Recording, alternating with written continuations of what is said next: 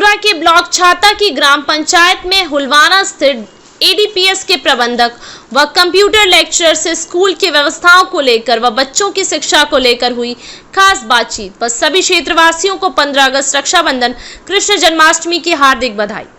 जी नमस्कार सर। नमस्कार sir. First of all sir, हमारे चैनल में आपका वेलकम है। आप हमें अपना वैल्यूएबल टाइम दे रहे हैं, उसके लिए आपका बहुत बहुत धन्यवाद। मैं और मेरे दर्शक एक बार आपका परिचय जानना चाहेंगे और इस समय हम लोग किस विद्यालय के बारे में। मेरा नाम चंद्रशेखर यादव है। मैं यहाँ पर कंप्यूटर साइंस में लेक्चरर हूँ जी, और पिछले 1 साल से यहाँ पर वर्किंग जी। और ये भी एडीपीएस स्कूल हुलवाना से बात कर रहे हैं। ओके जी। जो ये हमारा विद्यालय है ये कब से संचालित है, कितना समय हो चुका है विद्यालय को? 2011। ये 2011 से वर्किंग है आपके एरिया में जी। और न केवल शिक्षा जगत में बल्कि सामाजिक स्तर पर भी, और हम लोग खेल जगत में भी अपना एक बहुत बड़ा परचम लहरा चुके हैं। अभी लास्ट 6 मंथ पहले हमने सीबीएसई में लगातार 2nd बार भी सीबीएसई में टॉप किया है कबड्डी में अपने क्लस्टर को। बिल्कुल, ये बहुत बड़ी बात होती है कि आप 2 बार लगातार किसी चैंपियनशिप को बनाए रखें। इंटरनेशनल में भी रहे, डेफिनेटली। अच्छा, नेशनल लेवल पर भी हमारे स्पोर्ट्स से खिलाड़ी पार्टिसिपेट लेते रहे और प्राइज में भी है। आज की डेट में भी स्पोर्ट्स कबड्डी में हम लोग बहुत अग्रसर हैं और नेशनल लेवल पर जो यहाँ पे हॉस्टल्स हैं उसमें भी हमारे यहाँ के खिलाड़ी हैं। बहुत अच्छे सर। जैसा कि हमारे यहाँ जो स्ट्रेंथ है वो प्रेजेंट टाइम में क्या है? मोर देन 16,000 के आसपास। 1600 ना? 1600 प्लस मान के चलते हैं जी। ओके। जैसा कि आपने हमें बताया 1600 प्लस कई जिले हम लोग कवर करते हैं। मेरा आपसे पहला जो सवाल है वो स्ट्रेंथ को लेके ही है। जो हमारे यहाँ 1600 प्लस की स्ट्रेंथ है, उस स्ट्रेंथ में मैं समझता हूँ सभी बच्चे एक समान नहीं होंगे। कोई बच्चा आपका पढ़ने में बहुत अच्छा होगा, कोई मीडियम होगा, कई वीक भी होंगे। तो जो वीक बच्चे होते हैं उनको परफेक्ट बनाने की क्या स्ट्रेटजी होती है, किस तरीके से आप उनको परफेक्ट बनाते हैं? देखिए सर, आपके क्वेश्चन से पहले मैं थोड़ा सा और एक इसको एलरेट कर दूं कि हमारे यहाँ पे मोस्टली जो टीचर्स हैं वो बीएड और डीएलएड करके आए हैं। बिल्कुल। तो डीएलएड का जो पार्ट होता है ना, उसमें सीडीपी करके एक सब्जेक्ट होता है, चाइल्ड डेवलपमेंट प्रोसेस। तो वो वेल ट्रेंड होते हैं सारे के सारे टीचर उस प्रोसेस के अकॉर्डिंग। और जो बच्चे वीक होते हैं उनको हम एक्स्ट्रा टाइम देकर एक्स्ट्रा करिकुलम एक्टिविटीज के द्वारा, गृह कार्य के द्वारा उनको उस मैचअप पर लेकर आते हैं कि वो एक समान स्तर पर आ सके। उनका थोड़ा सा और सपोर्ट किया जाता है। कभी कभी क्या होता है, कुछ आप लोग लर्निंग नहीं कर पाते तो उनको विजुअलाइजेशन के थ्रू सिखाया जाता है। जैसे कि हम बोलते हैं कि सेब एप्पल, तो एप्पल की इमेज आने से पहले, उसका टेस्ट आने से पहले आपको उसका शेप समझ में आता है कि ये रेड कलर का होता है, फिर टेस्ट समझ में आता है, तब बहुत अच्छा लिख पाता है DPPLE। तो ये सीडीपी के द्वारा हम लोग बच्चों को कवर करते हैं जी। तो ये ट्रेनिंग का पार्ट है। कई बच्चे पढ़ने में बहुत परफेक्ट होते हैं, वो अपने टीचर से क्वेश्चन पुट अप नहीं कर पाते हैं।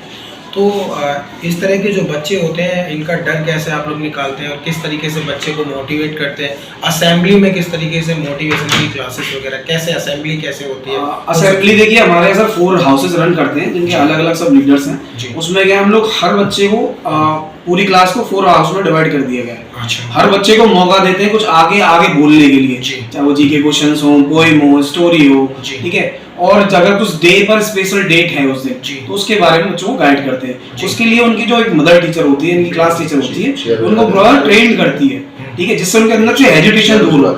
इसके अलावा हम लोग आर्ट प्रतियोगिता, राइटिंग कंपटीशन, निबंध इस तरीके देते हैं जिससे बच्चों के डाउट्स हमारे पास में क्लियर हो गए हैं। इसके अलावा हम लोग एक 15 मिनट का ट्यूटोरियल रखते हैं पर डे, जिसमें बच्चे को पूरे दिन डे के रूटीन के हिसाब से अगर उसे कुछ डाउट्स रह गए या किसी टीचर से उसको डर लग रहा है जिसे वो बता नहीं पा रहा है, तो जो मदर टीचर है यानी क्लास टीचर है वो उस कंसल्ट फैकल्टी से कंसल्ट करती है जिससे डाउट्स क्लियर हो जाते हैं। Okay, right now you are a teacher, you know. एक और सवाल है मेरा आपसे, इफ यू डोंट माइंड। जैसा कि आपने देखा होगा, अपने जो विद्यालय है इसमें अभी शिक्षकों की, टीचर्स की क्या संख्या है टोटली? हमारे पास लगभग 35 क्लास। ओके, 35 प्लस मान के चलते हैं। जैसा कि आपने देखा होगा हमारी कंट्री में ना टीचर को ना, शिक्षक को ना भगवान का दर्जा दिया गया है जी। और कई शिक्षक इस जिम्मेदारी को बखूबी समझते भी हैं कि हमारी क्या जिम्मेदारी है और किस तरीके से हमें जो है बच्चों का फ्यूचर ग्रो करना है। कहते हैं अगर शिक्षक बेहतर होगा तो ही शिक्षा बेहतर होगी, राइट ना? तो और कई टीचर्स इसके विपरीत भी होते हैं, ठीक है, जो कि सिर्फ और सिर्फ टाइम और सैलरी पे फोकस करते हैं। इस तरह के जो टीचर्स होते हैं, इन टीचर्स के लिए किस तरह के मीटिंग्स और किस तरह के गाइडलाइंस होने चाहिए, किस तरीके से, उसके बारे में? देखिए सर, मैं आपको एक चीज क्लियर कर दूं कि प्राइवेट सेक्टर में अगर आपके अंदर ये सोच है कि हम सिर्फ अपना टाइम पास कर रहे हैं या सैलरी के लिए काम कर रहे हैं, तो शायद उसका फ्यूचर 2 या 3 साल का ही है। क्योंकि यहाँ पर बच्चे जागरूक होते हैं, प्लस में मैनेजमेंट भी जागरूक रहता है। अगर आप परफॉर्मेंस नहीं दे पा रहे हैं या उस एक्टिविटीज को रन नहीं करा पा रहे जो हमारे सिलेबस के अकॉर्डिंग आ रही है, बच्चा परफॉर्म नहीं कर पा रहा है, तो आपका फ्यूचर मेरे हिसाब से वहीं पर खत्म है। सरकारी नौकरी नहीं है आपकी कि कोई आपको देखने नहीं आ रहा 10 साल में।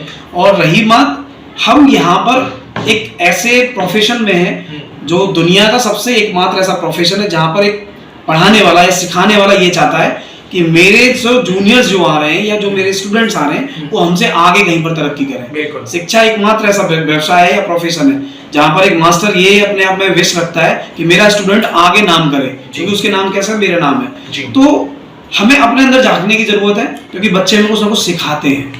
ये नहीं कि हम उनसे सीख नहीं रहे, हमें वो सिखाते हैं कि हमें ये प्रॉब्लम्स आ रही है, तो फाइंड आउट कीजिए रूट की हम किस तरीके से सिखा पाए। जी, आपकी जो मैनेजमेंट में लोग हैं वो किस तरीके से टीचर्स की मीटिंग्स वगैरह, क्या डे बाई डे मीटिंग